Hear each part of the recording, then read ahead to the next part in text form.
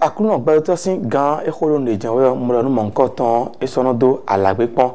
gberia ni do akuno zangbe yo e jero foto zangbe no medile boni me na isi akuno gbato le e isen bonu me na husini no mesele me na no mesele kon leje e jere so e penu kun no mesele go jen yo me no a ple do no wale nkoton e kanko ho kon non vie sunu nyonu e obe tv konton allo la première tv konton le ne mi kare bon mo lo me bi mi do dagbe agba mi ton le sasin ren mi ton le no sin alafia sin kan we mi de mi no kholo mi ji do mi madu dagbe ya mi si mi pon to kaka boyin kho mi de ton le do to to a mi do dagbe yo kan mo nkoton mi no kholo no wale nkoton ji awa he kan zon do po awe bo we ye de no zon be no vivi na su no indo po a mo we no do agboto ko medon na su gege ino me gege no ko safi pama do be nu ko no ne ka wa gban ji wa dagbe me ko le so àwọn mo ji lo won supo won me ko sa me je lo kon le egbedun mi de mi kan kon inu yen toto ewe mi na maha e me so ko bolon mi de lo kan ko hoji kan ho bona ya sai kon kan ji kan ka ho nungo e kan ho je we na no gon fi ame bonon lo patam le di yo e na mo na lo o to pasa we o be bonon lo oliwe ayan e yegbe a no kon gan te we kan lo to pasa ku to nu a se no sa krono po won kabi kan fe ko boyin no se ma o lo bona bayi mana ke nana kedia maloket na ya agun enu kon o akumblo do mi dede si kabi ye dero disi fo ami o fo mi yo no ayi jono di leru ho sa gona ngbo ma do gbe nu ta kan ni jeno tero lawe ni lero ne mi kare bon ndo ganji mo ko dali mi wa ganji si mi wa ganji o mo mi mo ro to ro yi ero pra ro wa kan le ro kabi agbaza de lewe me isi ni na get ni si to pe to te fi kade si abi na si agbaza we yi lobo gbogbo pandede wa o table mo la gba dode sin gbe wo wo bu kabi pe to le tin gbe de no yo peto ede apate fi dizi peto si na do ko no wa fi ayi na gero ko no wa fi na kro de siwa mi de lero na diva gbe konton o gbe kon ka pa atin egbe kasado e don lo ba ye te po de mo mi don mo atiyan npe mi bo pon atiyan no mo ro gbe konton gbo ton ni wa na gbe konton na mi kare gon o ganji mi no ganji o me lo e lo tago kabi ro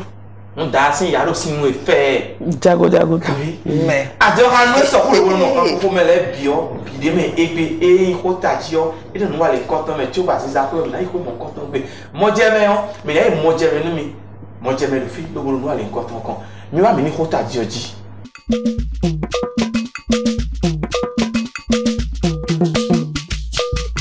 ko taji lo bo mi de mi na zero ateji egbe owen ite ho e khome ho asukporo asikpo ho asukporo asikpo je tagba vlafo ho e khome ho beto de vocarion enasea ho e khome ho beto de vocarion enase kaka lobo kende mea ho mina kendo na pe konton ho ero pe poro ta pe sin tetin beto de vocarion enasea bede beto de vocisia alo point lo ho me ho Mewe to mi to wa mi guzuru po ko sa mo ina imbele ko mewe ho me de vosi se boyi me atongo me de volanse akam yo me da ho jeno te do ko kai ho me ho beto de ka na kin ni me aji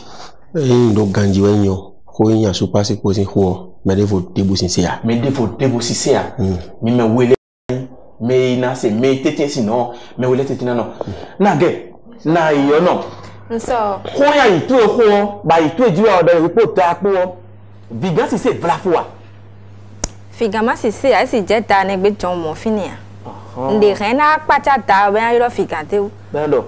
figan wa logon mi ko le nkan to wa fi ni kan wiwe na kan blog mo ba ma kan bi o ti hu mo do e ton ka hu mo bi ton aji ko ka pe pa si to po me de bo ren na ken le me vlafoa e o eno njirede mere vuma kendo o en khoto sa vlafoa alo wuli no do yo inu no khomi no wuli ya son gboyo no no ya bon wuli ala me de no wuli ye tabi be ka do ko je ko ba si ani so ya so wona do mu khule mewe yo nu yiya de kabi ete to ko kai ho me ho wo ime we se ho be ba se de ko ho hu diyan ete to aso ko mo ko to lo ni panto to ne o so eno so be no ye nu va no do fon be bon le vodo ale ko han wuti rande bu don jiri me den nuit bo ma tun mi den ayo me ni o agbli no biwe me ka den nuit bo tun no je mi le den nuit yo ton ba re oui mais asito pour vlafo dem mi so dem ko icho mi aso de dem o ndi we na ko wi wa gbo afode we na ko clean to ba pe la je ina la ba bo akodo we go akodo atongo akodo be wa la bamba yin mo ba ko mo me le sin ko sai mo e de vlafo bo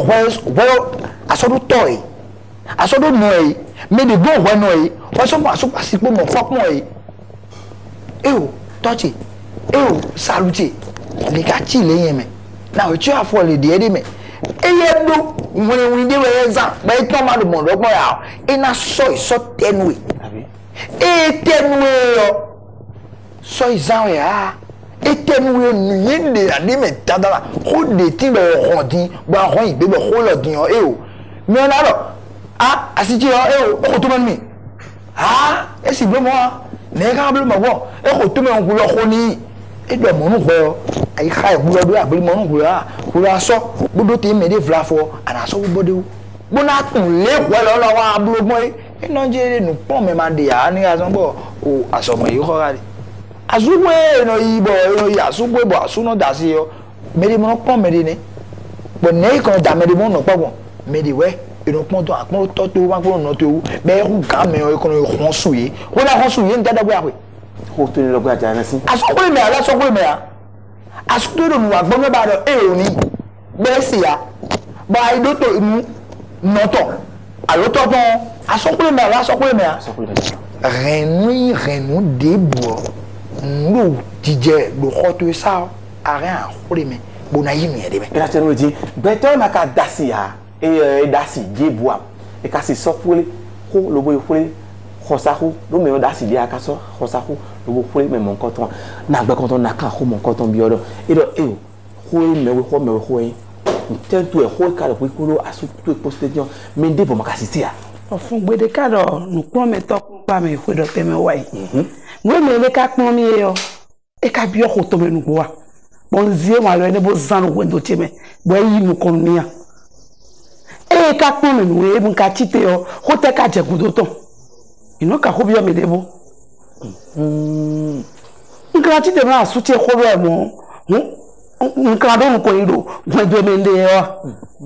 e ya su che o gari ya do na ensasa bo me do ko na nka de o mo ri kwa ko ne yo e do ko ga je to bo ga ye no nte pon mi ri e da pasisi mi e ma mo to gba su ni ache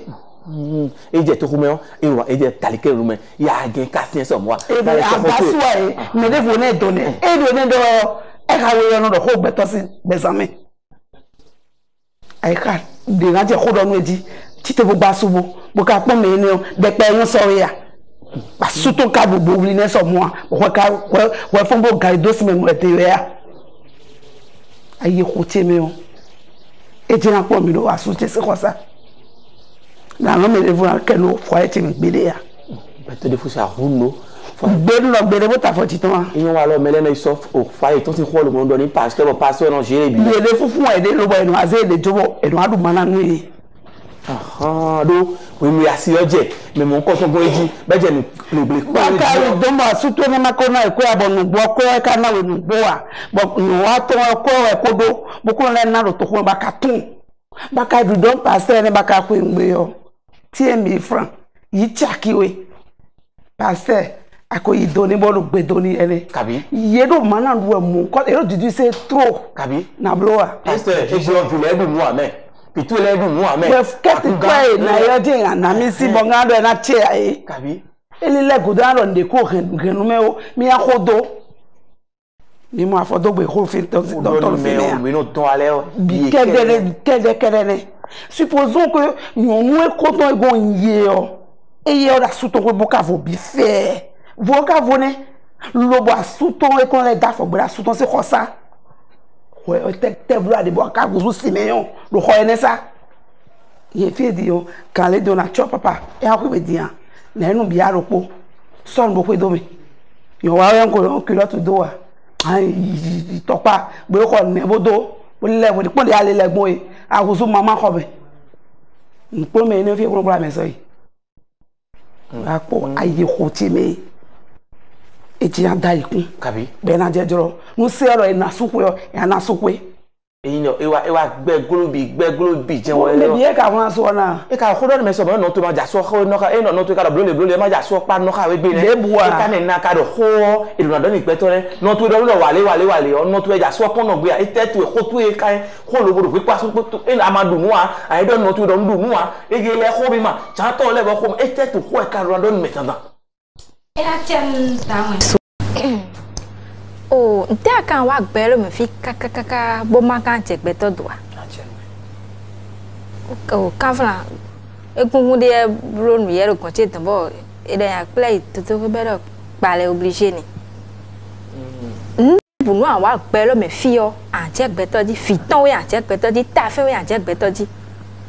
fi pa so to epo ro sa bo eyan wa mi ro de so de mi we aka ipon chan no lo tan yo e de fifa me jen ide tegbe rien à faire pour aussi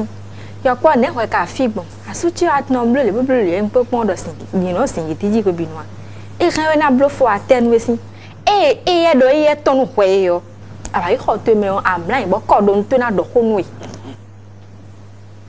ja no do le nka blo le bo so gbon le npi e to enton e rien a fi fini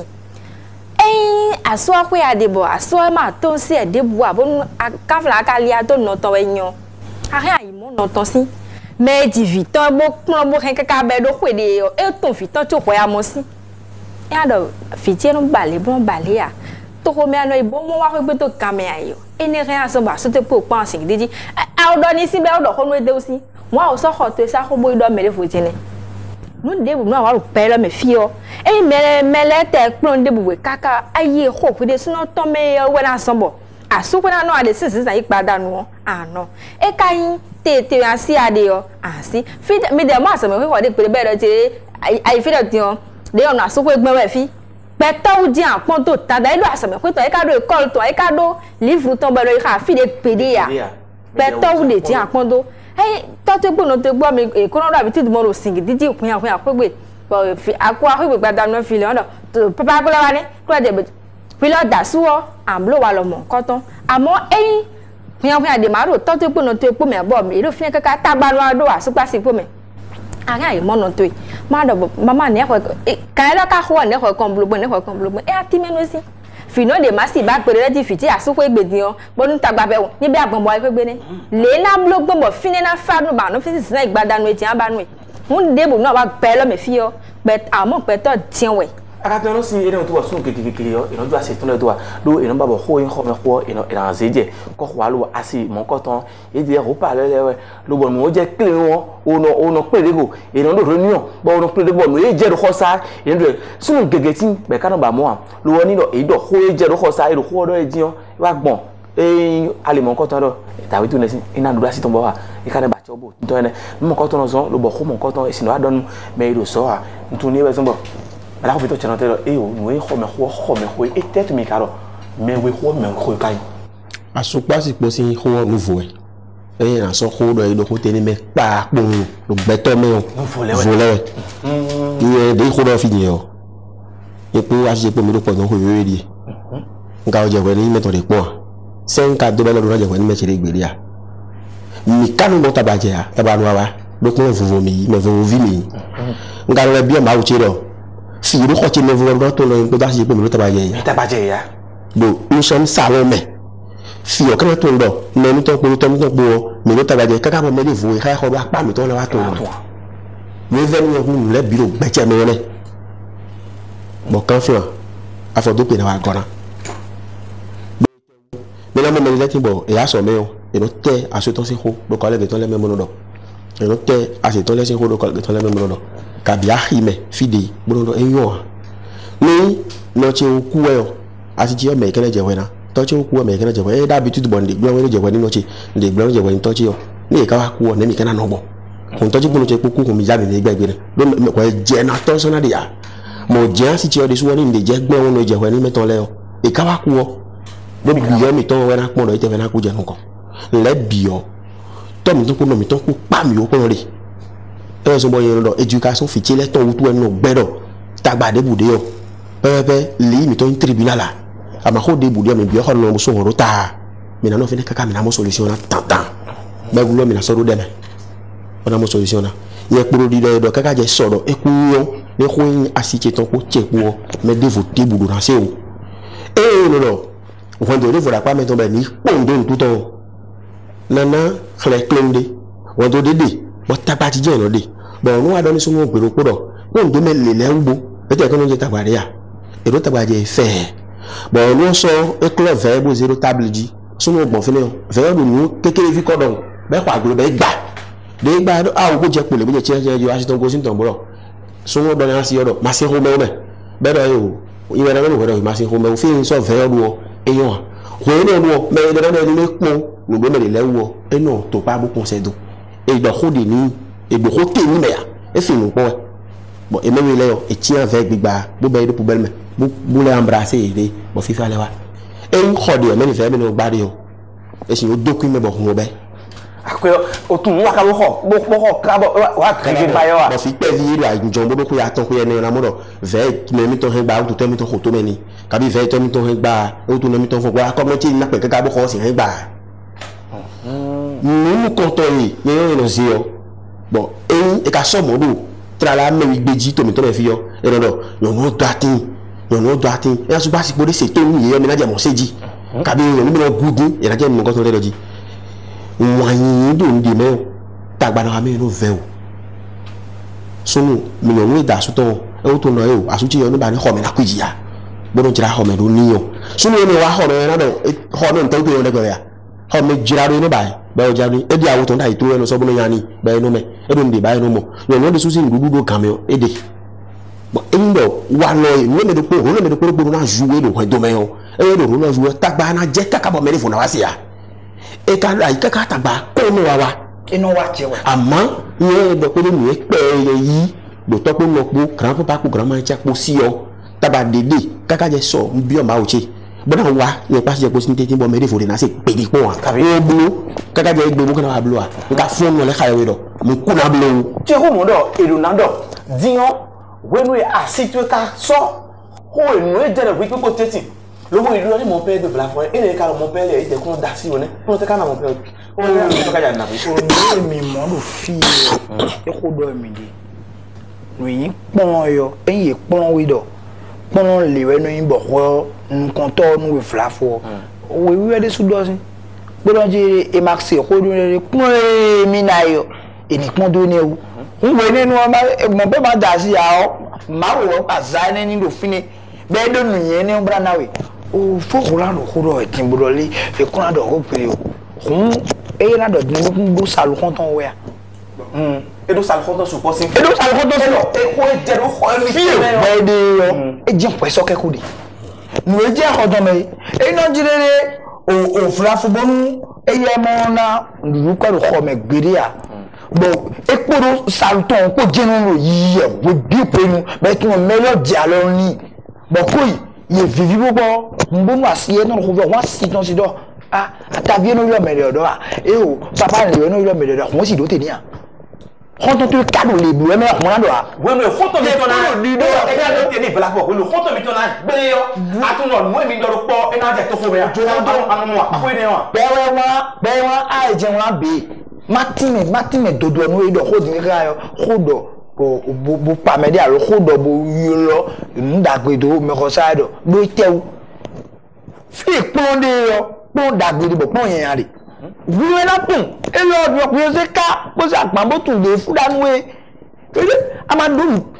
te me e a pon we de we a ko mo kwento de ku ibo yi ko mo kwento wa de jenagbon wa do wa gbo we no zon bodo la kole ayo ama kole ku me abo me wo wa gbo me wo wa kun do ne abo o enu aje ko ile ti mo tagba nda super sipo tete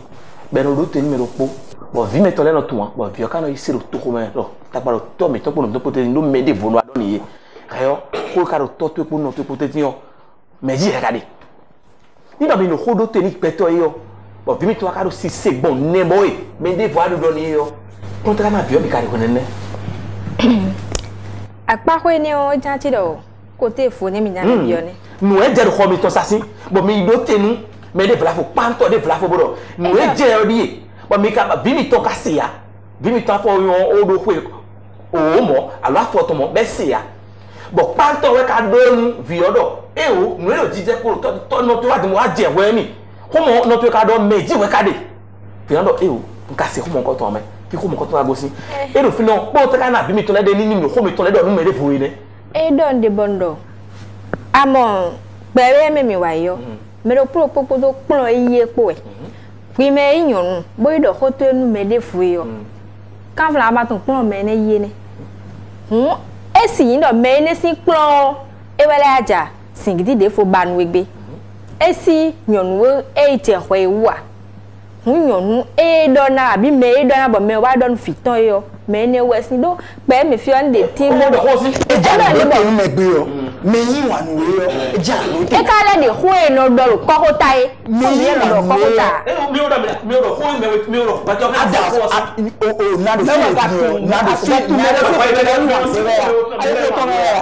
o na do fi ni ko no pa tun le ko de ko to be venu no vi asi ka sin je wa che ni ko se le je awayo si fli je ton jamo e ina jire ndo ko chete nu ba no yin ademi na tun e me alu pa to me bo mere yin wa wa tun ni o so be no e fo to ta do mo le yin wa ko to fe la mo ma de mi ba wa na so ti gbon ndo ko chete nu ndo asije ko te nu ba ko yin ba si sei donc pas de yon rouge en forme a tun ko to ni o le ndi ko to me de ken po ni bi no ko mo no e do ko e do le ka mo do na ni gbasi yo we so ko me ka ele be ko ho yo ko ele be ko ko so ta ajaga na do ajia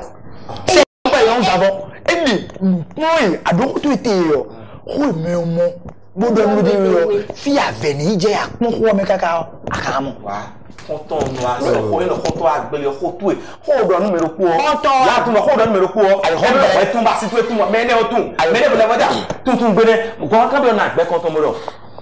e mi me wole tete chele no nyanya debu de me ya je wa ko ba tro mi mo tagba bi o ni wa yi kha mi kran he mo na do fifa wa ko do me si me de so we na ti ro me wele do po si tete me do ko na yi wo egbe mo na jota we de nu asu o papa wo no eri e ko diji se we o bo e ko ro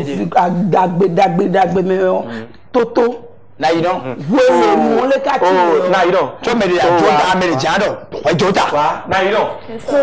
ko me ko ido ni me le vo nyanya de me a nyanya debu de me a mo nyanya de me mo nyanya debu de me a me no ko me to agoro ade me la ko me to gba me o ko mo debu no amla yan ko do nto ado ko nu eta aga ese do yo no asoko to bodo na yo yo no mo nko to pa se aso mi to po edo tunto yo wa lo te kanado e pa se gwa do ko pe o do ni ne bro asuche yo ero bro ri a asuche yo ero bro ri a bo ho no ho ka do mo nko to kuna situ yo e ka lo mo nko to ni da situ e ko ka se mo ko to kanado ne de gbo o ka se mo ko te kanado ma u so zande de ona ino ho re bro ke fino de kuno do femi to ni go san so ko e no je po e de di mo bi ta bi si yere bo fi yo me ni ke ka bo fi yo igbe mo do male ko afi kile ko mo lo to do ku da wo so bi to mo fere sunde gono kekele woni ma se fo jo sunde bo yon tafu e ben me le ti ro do ni pie to le do la o da ba to ba de so bo o da la ko mi ya e ko mi so mo bo bi ti we na ko so mo ba pe no ke gba subo influence no to to be ba pe nde je ka di jo ka si nyanya edo we si se le me akale do ko to ete na afaka tuni e jana do ko mo ka mi me no pigo la suko le alo yon no afo baba de we bo ko na yule no so to de ayo wa gbo no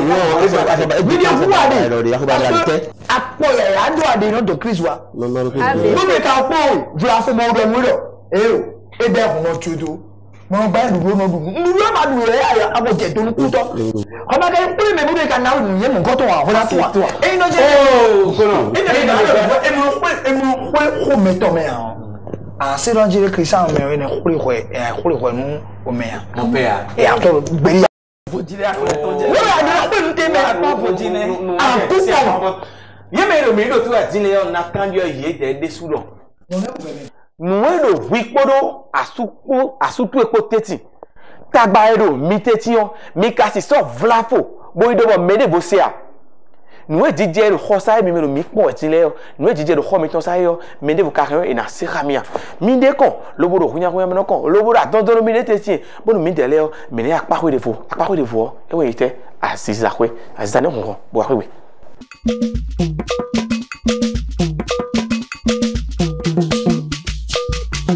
Et quand tu dis ça, mais de mes malades, par exemple, quand on m'a dit ça, mais non, bien, mais ça, bien, mais temps, racine, et mi va mieux. À quoi nous avons eu et pour mes points, non pas fait, le bon, mais d'or, hotadi de dit, et autant d'ailleurs, et au carré de l'année, et petit, nous avons eu béton, mais va y avoir, mais d'or, racine à parfait. nache quoi bon o redion ado aziza parfait ni ko ton so kuya ando bide kesi nu yi pontole boy de sona tu no di ku de so wan do pe de no se ngote ga ton ya yo mi do amusu akwaji Sylvie état civil sinkone o han pa yo mi simplement que l'ismus toujours l'Amazonie et va te l'ismus Français gbe moto toujours l'Amazonie ouais toujours Amazon quoi voilà bon nta so la jengo ngodo Amazon L'ismus l'ismus na time ho ya kanji OK l'ismus amuso ro muso ni bo Sylvie o mi to kodona be huzu lis azongo nko ho pele bo l'ismus bon rebio kan pa ko dimbo je kan so aji ni mi ado no bod ni ko na bi ma bro egbe dion mi na ha ko normal dion no 15 ans bleu 15 ans bleu fait déjà vieux savon no savon volé louer e 15 ans bon kana si 15 ans ni kana bi me ga ore don ala pa ko na bi mo e ga bro de wu pe o en de ton mi sino agban ho we agban ho we ge en de ton wenge ame wenge le ton de oblo pe kwa tonjo e ka fi do photo fa bo mi bi on pa ko me dion ko pa tete mi de me kon beni si mu ko le bio en ko ne a ko blessing ko le bi ko mi ho senlia sinlea ero ali ojija bo de te ga gbidon na lo to nu kan ji be ni o we etun we na kan n fẹ́ sọ de bo na ho mi o fẹ́ ko mo so lo onu do mi na do dipon lo to mi fi de na do a ndo do to mi to abi pipun mi to le na do ji gogo won e ron ko aye ka so se ko nde wu mo gogo won mi le tun mi na ta mais depo le o iglo mi an lo depo le de ko we na bon mi kan to no list musu wa fi dion asiza ma ti ado po kan go je ya kan wo ko kan ro po fe mo mi je mi no se si me tu ne ka mo o ha mo ko ton fran no mi pa chu na ka ho le bi o mi no zundagi hola no de mi no ko me no tu soja no hati no soja no yo analo nyina mo no huzu no yino konalo asibe aji asigbeya no vim sigbeyaji nye sigbeya bonawa huzunu vano de mandonu de ha ne o mi de apapa to si lo bo eno pon ka yi si video tonde e de be no pon ka bi video mi tonde mi pon ha ne o pe de bo savoir kende vous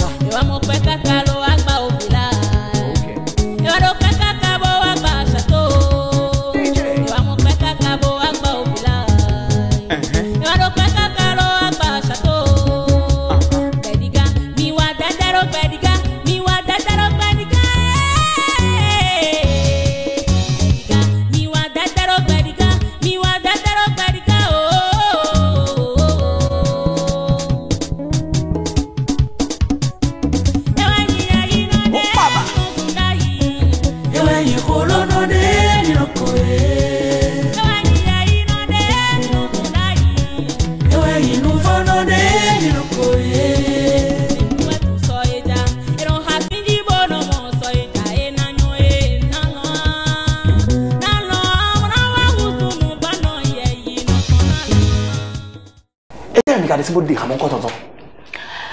o me kan ni o yo do de uje no pon wono ji kan ni o han ni wa ni pombo njiwe mi don si do si tu han chele bi e na ya bona do bon pon do nu le u dana dan no na yin pombo si yo no wa podo melody opo tabi han ni o wa moton po melody opo nu bi bo ndo de ton donc ni sun tête nu e don de me kabi o ntoni o ti mo le so e mo mo ame mo na jino mi abe ko mi aba ye to ko ka de din ko mi mo e din ame dagbeya dagbeje jino ko atano dagbeje no peut-être mi ka ba mi ko do pa ko e ro fidi alo meton so gawo en so mi plado do hansi apa ho yo bonu do minando firité en tout cas ni do côté ton ni producteur do benemi to mi tomé on do je khasi nyon lewe you know what no gwa ba ganji yo mama lo ko mo ko to le de producteur de alors gogmo vonu ma produit mele production ma so mele la ga ma bonu do production nous di atori wa don bon an wa jo to bona do le deji mo don we production le ni donc a nene kwe mi ton de azo kwe mo ko ton de ro benefia bo li do bo jijan ni bo mo ro jere a me o te na ni ro ko ton sa le di bo ro kan sino le passer au télé yo et en même temps et des sous do esprit de na conseil do bona a mais lo non lo chiton on a produit mais le bon ene bazo kheo ni le suna do bénéfice le de me edea tion edofia e ka lo moto e ka de usi ede e we zon bon do lo de da ido fidi alo chi so gaje o abi alo meton di gaso o we no so ni plado o mi me yon le ne apa ko bi no mi kanu mi no a jere go ndi tu ba na mo me de na galo ni me yo ino de na me yon ka o do me de kanu parce que nous j'ai dans de bodoro modo ene parce que nous on est de tutu ene bochi neno yororo echi nous ri me do akli don bo akli ere tutu e bo na klu force do hansi côté one dinga no lo hana we hwebinu woni mako mo alogoto de ani bo ni ana blogbon amo producteur wele so ho de bura site kaka bo atu fidi angon kaka bona bio si yo me bona de hanton a do obligé o John anala ejen bio jigbon fon me kati mi abi biro me mi gwalo mi bo mi tekpon bon de single do potom bo single eni ona no se de ro pojinu e banje mi do to busi bonu echi gbonde mu mi kekle mi edemi no me do kafla gasion yi sumo ni do parce que la plupart sumo gonje leno yi bon a mi kekle mi edemi bonu sumo ni ba gasion yi hawo e so no ndo eja edewe ya ina do okay après ne esi bande no bodo ye no bozelo bode we bo ade u kaka je fie na je na do bon vraiment minu do ko ajeji jomiji akatunlo echile niya akatunlo echile ya nunu ani bo anvedro jire de pere ro mene si yo mini gbozi imi de jo boni ro mene oni gbo gwalo ni mi bo de ha ton ni mi donc eni ona zombo me nunu mo koton le hion ina so ide jo fata awo mo koton ero nunu le ho e mo koton jin lo kan si apakoro ai ko wa e ka na level for do mi le ho mo kabi generation de vole level wi wa ye bo eni o jiji mi ga de kan de ton mi de kan na to dion ko ton so ko ya ben ko vive allo ando ko vive ndo ko vive amlo mi fla ko mo ko le mi Ashe ken dogbe chene bonu ai cheni fo Atu vida pam ken dogbe chene bonu ai cheni fa Si bueno no ben somavo Au Si wewe Tamba bele nye samavo Arantu vidagbano Tuntun fechi Kendo gbeche bono Aiche nivo No kado to no bini bo blo to isi gonu make ya what is what gbe ni ofin di mo to po vi ko no po bi yo iti tere gbo ko to ko ba ra pa ko nko to ka me no mi ji wa iti yo mi black ko to troisième album mo jiwe nanu me ko preta troisième album mo ko preta mais bientôt je wechi na ido ko na cambiona to me fi bene ku gbanjo kan no yon le kan fly pon no asugo na ka ro medicine fi ne dia bi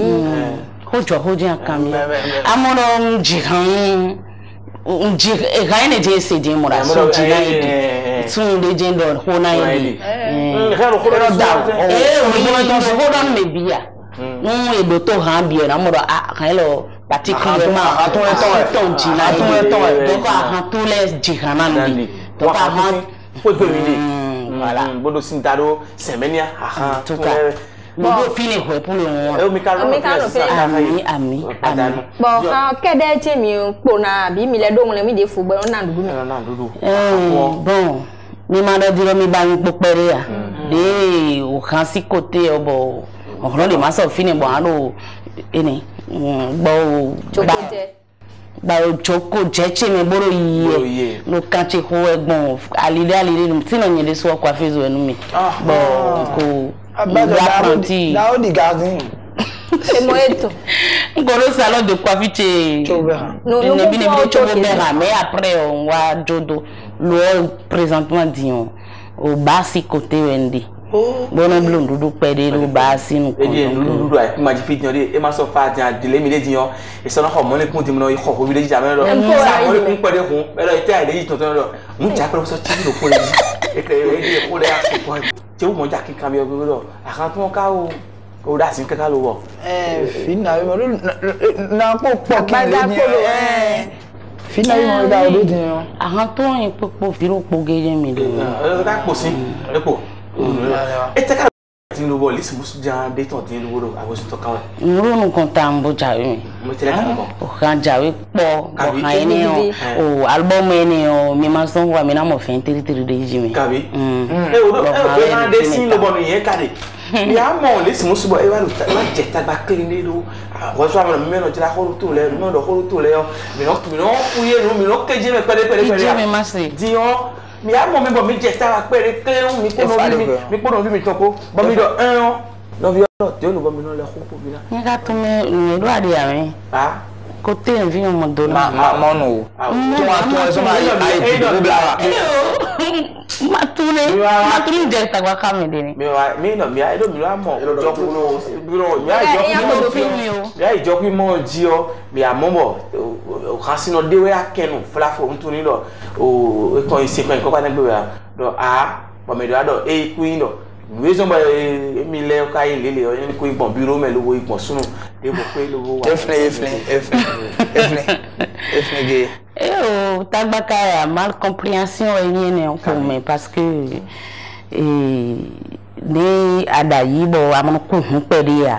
àwọn je hole me ho kadi echi dodo nwe àwọn je na je do me o e na facho boy na de ton si mi e we yin pe eton ni sino yin don de niyan ni vodo yin di gbangpo ni hakan jipo e o ko chikura gabo je jijira mi gbon fi bi abi e ko bo video plus de 4 do tuti ko yi mo iro ni do e ma iro ni kocha eni ona profiter bodo la hijeje mero bavi ni pen ni ton si ko ngbe do mele même kaka je so wa gbo to tin bodo ke nyiwe je to me alors ni o je le yo mi so no wa yi ku do bona poro fite no be si aje so ni mo a no vovo do mi di but de fo do mi di but de yin wa po yin wa mo do ye ko yiro ni kochi ye ko do ko kaka bo ko ni man kaka ile de ni man mi sank ni ne so ko do jere man ni we de o e gbefo me yiro me ni ko direct bodo wemele et son imani mea et le piba mi voilà we si bien vrai rien wa si fi pa mo père mais e je tawo mi der so mi do cha apa ko e ka ji to dina ku ma ji fe lo mi na no ho mi no ji tin ya ma ba ho le bona le ato apa ko e ka ji no yon le si apa ko me tin ka sin ro ai ku ma ji fe nyon tele mi dem ka no gbogbo na mo e o ha e ji le ti yo e no nyon tele mi ka mi na gbogbo na e o no wa mo mi ma ya ni ho na lo ji ro mo nko to ko lo e na iyo do bénéfice à l'eau. Bénéfice. Mais il tombe film dia. Bénéfice bien. Do nous les mais le bénéfice de. Même il là beaucoup là temps. Do han pa oui. Do han pa ko bénéfice din. Jo et génération de béton les kaka. Merci yejile. Aider. Do ngena ka menyo merina do. Ayo nko ti ya. Nous avons blog ganji on y no pa gbe nu me nous a blog ganji boni lo modo a fie mele ho edo bibenu bodo fifo no on y no mo bravo ça c'est bien. Vous laissez ran wa ni mo no ji la fois. Me no ko go ran be do di be yon se ni me no ji la fois. So poto. Kabi. Me fla lo ko ma po. At no ran laissez mo si wona. Ndo dio rasiro la woro a ça c'est à ébloler nous. Mi ve flapon. Esi ajagbe meme esi fi de bu kan sinu mo nko ton bon kan ton wa mi nínú ya yo. Lo fidia. On est soina hunumi. On est soina hunumi. Dagichima no sanu mine. Oh, wa ma no. Ero ni no kaso le de jebe yo me nko. Ero yo na jire jira mo nko ton. Ero yo no e ti rambo. E je ti ni mi kari. Listen mo ba bla fo be na we na wa gore ti lo ma lo ke yo. Alokata ji ka yo mos. Ko te me ze ka to wa fi. Ena khedi do ko me we ya. Ena do ko mu ena we wa et donc comme nous c'est où ré dans mi défi bon et le liste musu bawe pon bona yoro igbedion na o ko ya ne fandrate yo do wa peko bona yoro igbedi bona do ani wa do ko ndo fide nu emi o ina yoro kan 54 63 66 88 inewena ikono papa no yo na tota kwa mi yo kana yo lo na do khaho ni na lo bo khaho khade jawe ti mami do o no jawe yo esie do gege yo me yo na fla khando ko mo na mo bo to sun tan wa le nkoto mami na me boni mo no jawe nu bo a jawe oh le fini de trop bien. Iton mi na mo ya lo iton mi na si. Bo préféré bonu iton mi manasi. Kabi. C'est ça ma jenu ko. Ela chen mo wesin do no e wa mi ase dion mi ado o mi se ko dai. Ela chen wi me do to me din kaka do asiza kwesin apako yo e lisi musu ne alokan to ka so da ibo eniyan mi po won o eyin me na gbon biro me lo do amana mi ya ndeso na nawe ya isopo akunbaji fio esopo emai mo ela chen mo khaselo mo nkoton me ni apako de fonu wa le nkoton eweyin mo jeme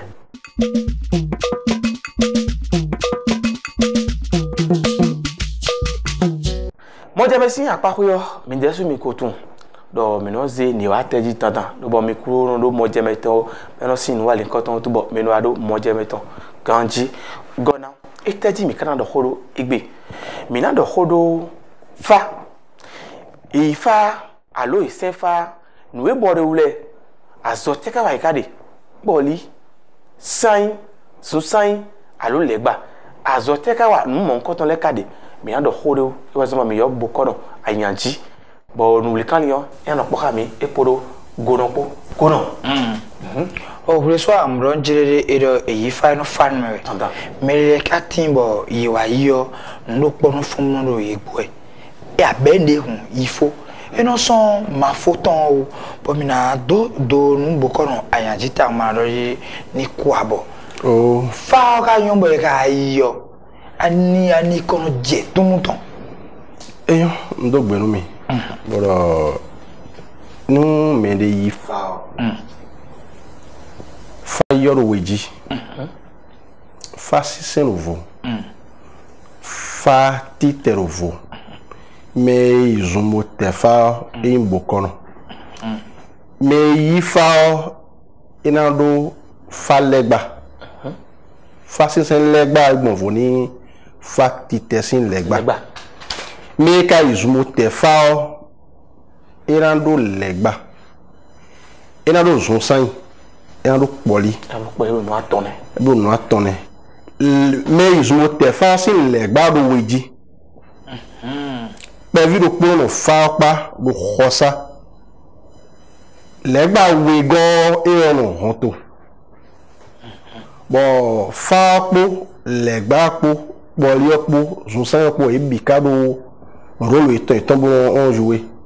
e bi do azo ito bono wa do fatite npo me o fatite do po me ne le ba mi do me ite fa yo e le ga po vi do kpo no on fa pa bo de funu no ronto le gba ni on puru pe le gba po nu vuvu kele do ile ya lo do ko e gbonvo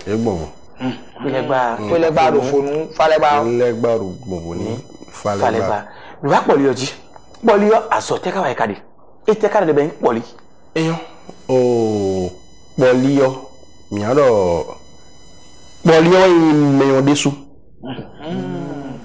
Polio, iwe meon desu, ero sek poli. Iwe meon desu. Bon, nous nana mojamero aliene onjio. Fa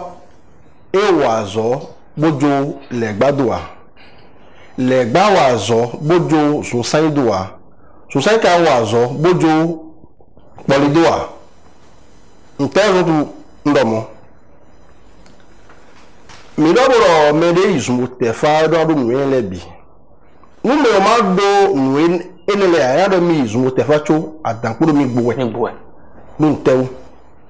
cho bo nu gbeto do po na se wu video legba yin guardian meyo aware chite bo jawe o ina de legba juro honto le ba le fere ba do nduru ne gwe binile be nduwe nfon pe gwe ndo fio nduwe awon ne sukwa wa ba me ndu na me yo ndu fio wa wure da hwan fun e ba hwan na wu ge o ina yo so sayo bi yo ku vitole mene so sayo we do me ko do hodo me holewu wele da hwan fun e ba hwan na wu ge yo ina yo poli yo kagere de niveau ene o bokoro be so ga do drop we abi nde ya quick patch we e ti te bo yi o kafa àwọn le rote e o egba to ro le ba e o fa to li le bi o bo we na ba do e khail e mele ya àwọn ti te otro lo era waji to e we so be do e fa le fifu mo we o e ko no vu mo parce que nwe le be na blo i blo a tobore àwọn anagbo legba bora gbo zunsan bora wa po liyo jiyo legba pẹ̀lú ifele e po fa po lopo ndoboro ho to legba gbogbo ni egba ero fa ko ho to legba e ndu koko asu e ndu gbo gbi me ero fa ko e ndu koko asu wa asinoje ndu bile fa da ndu koko asu wa mo e di one e no fa du koko asu o e lo ren o eru me era odua eru mocho me se fasin legba o egbonvo ni me izmu te fasin legba do yon le din no ma legba yin pondo okuto nto ko mama mo jemewe me se fa bi ren do legba yon ni so ren do legba on est d'accord mais se fasin legba so gba ido me izmu te fasin alogia edo fene edo aloton e debo ino do hoto legba tiyan ino he na mi vovo e ino na no ejulo me o afa o legba ka lo fa sin apako ti yo ino do e o ami vovo ve legba lebo ami fa odio ami vovo ve me o ire ne ami vovo kabi ibia me ve o ina na me na izumla tefa alo me na so me na tefa afotele karu na de churu nu e inne mi khatile ado legba ado polio ado sun sanyo tu la lu atomi haleo afo tele kadu na de wa me nado no wile bikuyo afo ina de oyin sa o ma yuzuma o suku odo enele ya ina isun tanda aporo ewo mera apati odo legba ero le be so ra ti do ro ewa edo legba yi mi o adingbani orora yuzuma kwe na bi elo blocho inu le bi gbero po kwa we alo do agba e to sa o nu mere yizu ko li leton to na yi pegbe o legba ton zun saiton politon faton bila so gba zun ropo e benayi do medile rondo agbari le satimbo yondo tubo na tun se kan ina wa yin ino ko suzan le tubo no a gadi Tommy ton kafra me te fara gonli le o e de nonza aloine mais nye goro mari ta ro si agbasa o to lo mo ils ont don lebi asonpo o na ado khodi makaba chuma yi fali lesin ya kwa ya edo dindo mede ifa to voir tomo je kudo bon e ka besoin consistant kege mi ai di to le fond mo le kuku de die on va fa blogbe di ma he kwa o bo bu de na si pe blo ni le bia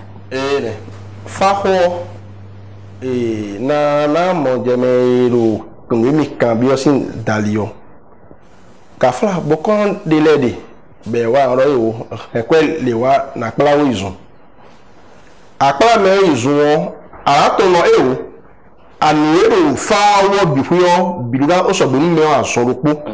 doko nu me boni ero prebo ato no ewo ati legba o sain o poli ni bila so bonu mi me awa kwa ho mu de nu me o do me wa bo do ta no me bo lo de wa je création boni ji o ino veni ni ego awa gbalisa na bi ala mobo le bi na o so gbe yo yando binu asonko we no do fa we na ite hwe bo fa ite bo ja 50 gbe yo eyin lo do ta no me o e so ku o le ko o do ko ni asonko mo ni e gbata me deji mo e o yo re na bi o e la ko me no se bo e no do le zun e no yi hwe ti no do se poli gandi bo yo no e ma izun e so do se poli ya yo no izuma do agba to sa nyunu mo ko isun bo ma do se poli ayo bo me le ton ya ton bo na fun akwanka fa yo kun we blo mo sun le yo na mo dagbe do fa yi me ko le me nyunu e do achebora sefa e do achebora izuma nyunu karo izuma bo iye gone e so ibo ko de le go bere no pra nyunu izun e blo problem e de etone me me sefa ida teni faton o da teni vodwe do lo fa jile o vodwe do lo fa jile ene amo ida teni polia ka do chen sun sain de ya mi ka do design do polio me de su one me ma ka ido e de su a e to fa ene e ma de nami mi la no de tom question gaji e ma ka do me do polio me de su one ba ma ka do polio ma do e de su a kun e do fa na edo fa o ma do polia o do fa sumu lesi apapo o do ko de mi de no lesi apapo yo no o izun e ma ka izun ka si do polia e ba ka o izun e so do polia on le gbe o de bo sun go ku gan yon no mo je ate wu ga yon aliye de polio yon we ma izun e he na do fa no vi sunu ba ka izun bo fa be do fa ro po bi bone yon we ma izun bo do fa no vi bo fa no vi ka sunu mi ro ni ese fa do beto me orinale mi da gbaza me enale mi o na sun fe bo ka do fa no vi yon ero ba e me de osin esin gbero do ai sun bo izun fa no vi to sunu we aba yon no mi de izun e fa o izun ese ni po won le gra won to lo pe alo vi hamele yo fa no vi yon beto era babo voilà alors lo ni tomene mi tego yo nu se faro mingo ero faro visionwa ere yayi sunu do yi yo be mi ba duro kanji ebe ya do yo no kana do duro po bo sunu do duro po lo video lo video duro po ni bo njan kan bi o mi o mi pla beto yi fazo ni be te fa mi taro kporo mi yo mi na wa lo fa so ko pia alo mele fule no le agona bokoro de tarupa elo npa me o yusu de naro nwero gba to me ni je bo bi o gbede lo nte o tuwe wonu we ti fa be nu me bo wa zo ero to le gele se fa du po de pe merevu bo me rero e fa to yo e wa zo le do ko ye lo se do bokoro keke gan mais il fa zumbo wa fa no viton ja so ro fa jo agbeta do fanu biton fanu vi o do tu ne bo do wa lo bo tun ama teme donc mi si fa zo ni mere bo wa bo ba fanu viton le ko bo wa fa si aso bo ni e foni ya e ka ina mo fanu vitada fanu vi no ba fanu vi o ino ba me kai ebe enu ede yi fanu vi bo ni me o ma do dia o ka to lo wa e si da ti mo te fa bo eno yi ani pepo mi na te fa ro ko so ba ena mo to ni no ro fa to wo ya eno jomo lo bo ko no le je yi me lo na mi na mo apa ko pa ki o ton ganji pa ki o bo bo le fa li le ya fo mi no si na ile fa che no le se fo no na la ki o fa che fo bo do bo no de ya lo fo bo lo ko je mi ha o fa kio mi ado edo pojo no fali le yin e jele do fa zedo ami me yin we lo e ka do mi ba me fene fali le o e gbonfu fa zeda mi me o mi dego ero glanafa ni wele glanafa to mo jini on nakla fa gbonfu ni oze fa da masmo bulle do fa wero leo ina khonu bo fa na do bu ba ina ho asunsun ko egbe to ile bisin mais kala na fa wero ara blo e blo bi bo no ne blo après 30 minutes awle o disia mi o me bule o sra na bo zo idai o différence do apa ile o te si apa ko yo e no fa chi na note fa na note tanta mere bo fa na note ya elo danda bo faruga buti cho ewi bo kolo alo ewi sefa ado buti me sefa ya to danda le dia parce e de to bo ete oja te video fakabe ni ye ran buti me bi me izumo te fa o danda me o ado buti ni fatwe wa chubana chubo are ani tu te ka verify no tu te verify no contrôle TV yo eno to azon wero po me lo po me ni me gbeto mi nda kiga bore mi blo po me lo mi di ope le fa no godo to e bono te kagaga bo ko ele o fu arua pa glaga ni fa o te ro na gute ni vodunchi abi na gute ni fati ene ozo bon le glabo no buti ka bon no te bo khwele fo le no buti ma no te le no te ko mi bo le fo alo te contono monter même la te contono monter mo il faut te bien roté o me ka yi faton fla fa yi fat bo ka te ni fa lo de pere kon ayo o yen alo sunwe asunwe alo sunwe lo boko le iparawo izumbo obun le binu sun enele yin bedo una me mo jemedeji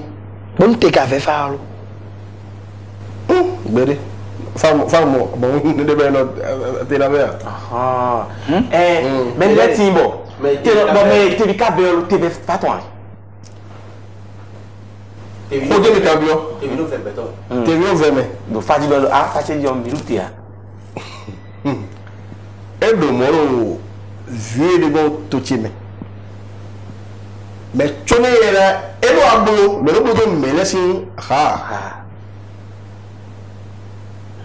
e aziza vu me no abi ofene bo me khole wono le ablo bo bokoro e na le wa so mo wi ni o e lo le khre da mo me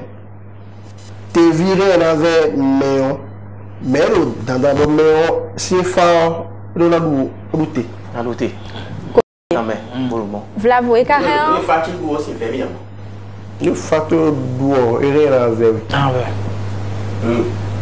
na ibi me no ta le fa le de fa le fa le fa no bu ko choba le no on be fa ti duo ere na ve mi e ga ya mo fa e pe vi ve me be do ko di ko wa ma pe ni fa to o se ya do exemple de ni na bo me ko me ko me ka khale alo mi no mi me je le ya me ko me le ka ku ni me le ka te fa mo nko to na mi na se wa fa me na so bo me na fo ni bon mais do le je we li o ni plie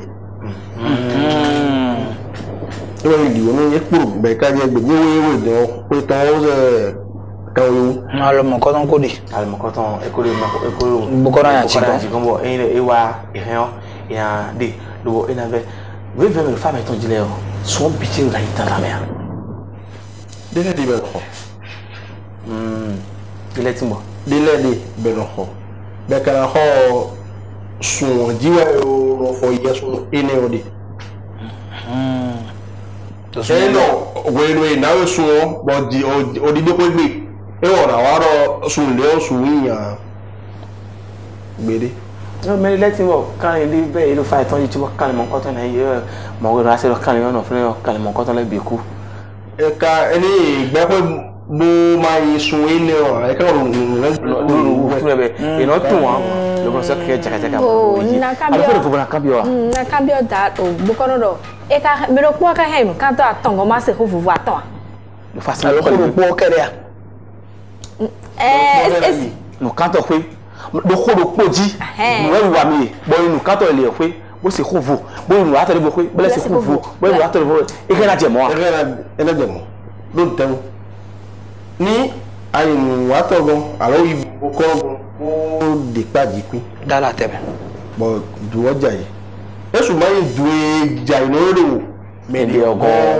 e we na ọjà ni o de Ba me ro kwa na do tu so mo. ni ai kan fa ne ere Kan fa ne. fa bo fa ko be ra so je mo di be kan fa de ji bo duro ko ton o yibo ko ko gan Fofo ya to. ki me do po je dinani ah duro ko wa pe ni ni ni so ni duro po e dinani E ro do na han yiwe ya. ra ba yi ale mo de foso Nde fo ja le bon. amo ni do o ko me kaka bo o do nde vole mo bi no fun pla azon si mi do pe kan e na do ya ko do bra ah me ko wa te jora so ko me tere so ele bra so ko E je mo na ko sun kan si. e ka hore bi odo un flag be joji bondo eno yi han na cambio Bokoro ya jibo ire so na singoton le ipe ugbe o iro le gba wewede le gba fofode bo le gba wewede ero mo legba vovo won do yin me o sin fadia mi o ma ve me o won legba to ngana na mi vovo Le gba fofo re. legba vovo ne me ami wo ve me o ko ami wewe eduwa ga won legba to eduwa sa ami wewe Le gba wo we. aha hun ami ogo mi lo do horo eino ero wi abi elo wo tora na eino dio na do horo le gba de su ti mo ipon le gba me no dio de ma o kwa mi wewe lo ta na ipon le gba ede so rin nu wewe na oblo ni ete yin legba ma na mi vovo ete jokabo ina we ami bona one ya azini direct Sin mi ja. hun le gba de bo kana do asimi bi le gba de bo kana do bolu asimi Gari. o de fo de bo mi na cambio bo mi na sun ta Tanga i non do o checo do le chebo. E mi flafo me on blu fa din bo. Ko we ko flafo ro mi no ti bo adu che. che ne bo ino tanta me be na do me ayi kun ka fe fla do mo ayi kun bo te po no gbo bon do mélange ne ton fini me ndi ni ka ve no le ni adalo mi tata me be na dalo mo ko to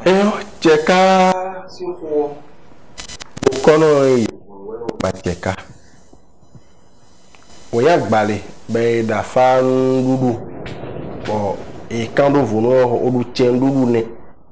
me cheka me bu kono le o dalo po bo chobo ni e kana o gba cheka o mi ro eni zumu te fa o yesun de be no yi fonu me o bero ya che o we a che yi gudo e no bu kono ro se fa e no ida che family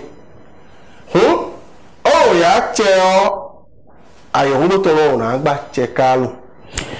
e pe sa gbo mi mo ro bu kono supo bo pe to supo wa lo e bu kono le konza buru fatu me ngble yo ani mi de mi ka mo do mo ko to na do ko gora ta ho me dia do film o bondi o esin we na wa yo wa kafla medele amoro fa bien do dudu nawe bo azu fa nka re mablo egbon ni ebulu mi na ko ko na yan ti di on fite mi kana mo ere alukante ji mi na mo ye ni ina mo yan ji o ndo kala visin kame do ajagbo do o ta so sin glofene gbigbo we ti me oro gbeda isin ogodo fene ena mi o mi do plus 229 95 74 58 53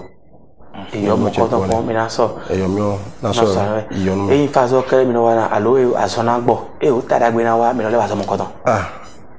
no ibo koro no bi we wa no ni parce que oyin bo koro atun fa bro to ma bro to vodu ele bi o ta dagbe sin alidio mi le so ru awato mi me tin ba mi lo ye mi to pon yo e o bo koro yan ji go mi na ye lo po ta dagbe ba mi de apo e o ndi we bu to mi vla fo e o so ka won ino a khonu kha mi tele perio mi romena yo aloka e bokono ayajina mi ve ina so ilo ni mi lo bonu de bo ba mi de yo mi na mo me da khono do fun goropo yo gbe me no loro ilo satisfaction mi de le ton e we aso wa e mi le ton e no mi wa mi gan bo mi ma mo e nko do sa fun ahun e khredo e mi kuin bokono ton mi lo yi do bo pon do ntole kanon waso kanjia shije kisesu na do gbenu mama ko to chwa do gbenu to fun Jean Baptiste so na do gbenu Maverick Lesu na do gbenu yeme so khu Adam Kwete no ya yeme so khu logono jan ko do lin ko ton le na do gbenu yeji na do gbenu bubo journaliste bubo journaliste to ko ka do ko na so do le same me de ba en estani beto mon ko ne na do gbenu sunu mon ko ton din to pe nu yeme so khu lobo inta hono de yeno so khu lobo wa no wale ko ton jire me na do gbenu bro chejina che ampa wala yimi jeton ila chero meji do ji do nchiro nu an fonu do mi e dabo